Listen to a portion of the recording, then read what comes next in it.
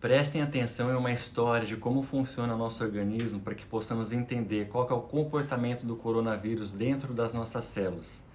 A partir daí poderemos desmistificar esses boatos de que nós médicos não estamos tratando a doença direito, que as pessoas estariam morrendo de trombose, quando na verdade tudo isso está interligado. Exatamente. A Covid-19 é uma doença sistêmica que causa amplos sinais e sintomas, sendo que o principal deles é o aparecimento de uma coagulação aumentada, que vai levar a trombos no pulmão, impedindo a nossa oxigenação do sangue, infartos do miocárdio, do coração, devido aos trombos nas artérias desse órgão, e AVCs devido aos trombos que vão parar no nosso cérebro.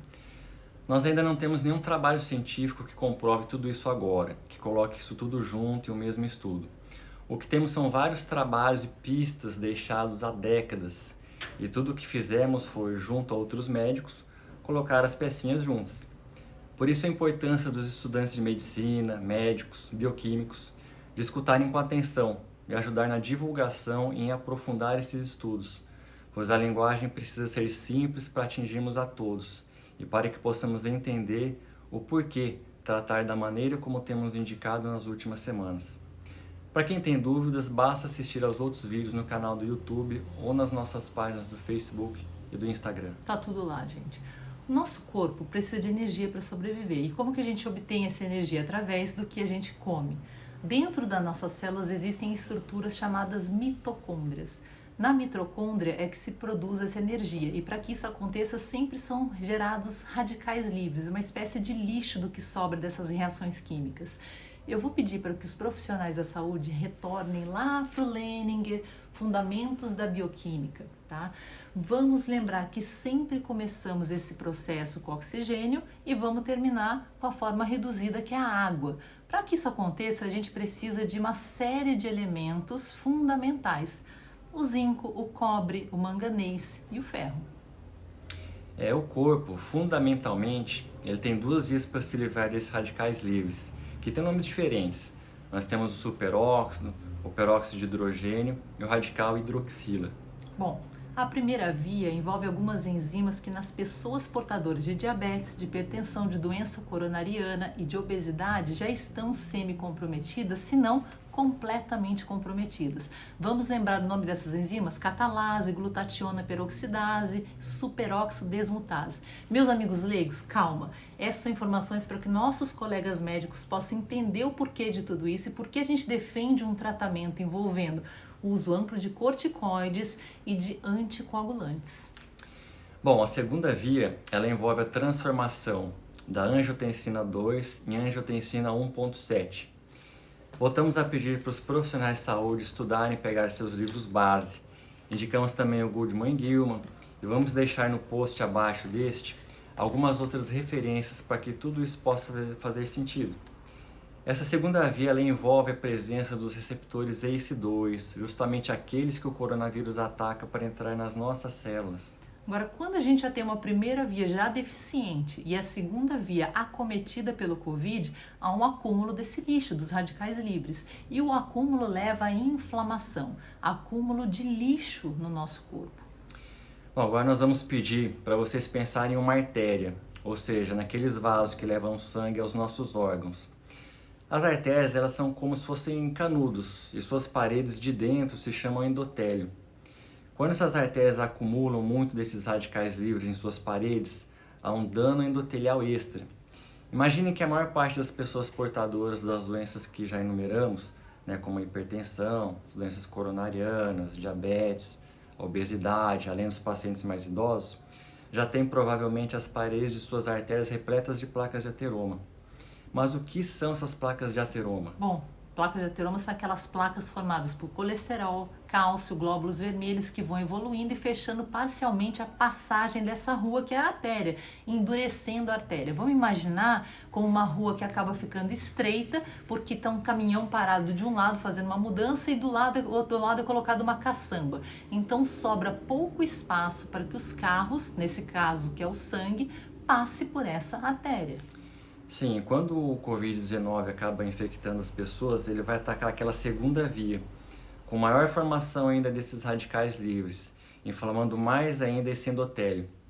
Vamos lembrar também que o Covid-19 é uma doença trombogênica, ou seja, que aumenta enormemente a formação desses trombos de coágulos no nosso corpo. Assim, as artérias que já estão quase ocluídas vão ser completamente entupidas.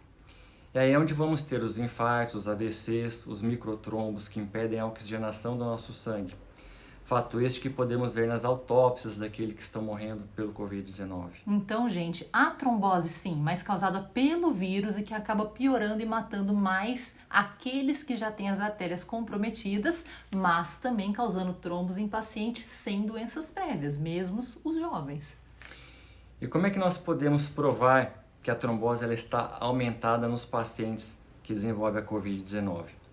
Claro, devido aos achados clínicos que estamos vendo nos pacientes vivos, nos achados pós-mortem, nas alterações dos exames de sangue, como o chamado dedímero, no aumento imenso em um fator de coagulação chamado fator de von Willebrand, ele pode estar aumentado mais de 500%, e também no fator 8 de coagulação. E o óbvio, o que vai acontecer é uma grande formação de coágulos. Eles vão acabar causando todas essas alterações que nós médicos estamos vendo na infecção pela Covid-19. Exatamente, gente, está tudo ligado. Então, a nossa hipótese mais plausível é o coronavírus causa a queda das proteínas ACE2, porque se liga a elas para entrar dentro das nossas células. Vamos ter um aumento da angiotensina 2 e uma queda da angiotensina 1.7. Isso vai gerar um aumento da formação do lixo, dos radicais livres, que levam a danos do endotélio das artérias, que vão levar ao aumento do fator de von Willebrand, aumento do fator 8 de coagulação, e tudo isso vai levar à trombose. E lembram daquele estudo que mostrava que o grupo sanguíneo A era, em teoria, mais suscetível às formas mais graves da Covid-19 do que o grupo sanguíneo O? Então nós descobrimos um outro trabalho em que as pessoas que têm o grupo sanguíneo O têm naturalmente níveis do fator de von Willebrand menores, ou seja, eles teriam menos chance de desenvolver essas tromboses. Mas agora vamos colocar em prática toda essa informação, teoria explicada de forma complexa para que todo mundo possa entender por que a gente precisa de alta dose de corticóide numa fase aguda, para que não haja tanta inflamação com diminuição dos receptores ACE2. E aí vamos cair naqueles protocolos que estão sendo usados em alguns estados do país e que foram elaborados pela doutora Marina Bucar.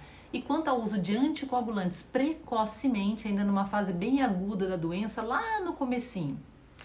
Bom, para que consigamos manter abertas as artérias já semi-entupidas daqueles pacientes que já têm placas de ateroma e também para prevenir os casos de trombose naqueles que são saudáveis, porque a doença ela tende a levar a esta hipercoagulação. Por isso os AVCs em jovens, as necroses de pernas, de braços, podendo levar até as amputações. Os pulmões repletos de trombos que impedem a oxigenação completa. Exatamente. Vamos deixar um vídeo com os links para esses estudos que a gente apresentou aqui, reiterando que os livros bases da medicina e bioquímica devem ser relidos e pedir, por favor, para que todos vocês, mesmo os que não entenderam muito bem o que a gente falou aqui hoje, para que compartilhem esse vídeo. Compartilhar para quê? Para que chegue aos profissionais da área médica, para que entendam mais a natureza dessa doença e o porquê das medicações que devem ser utilizadas para que a gente diminua a mortalidade pelo coronavírus. Um enorme abraço e vamos continuar nos estudos.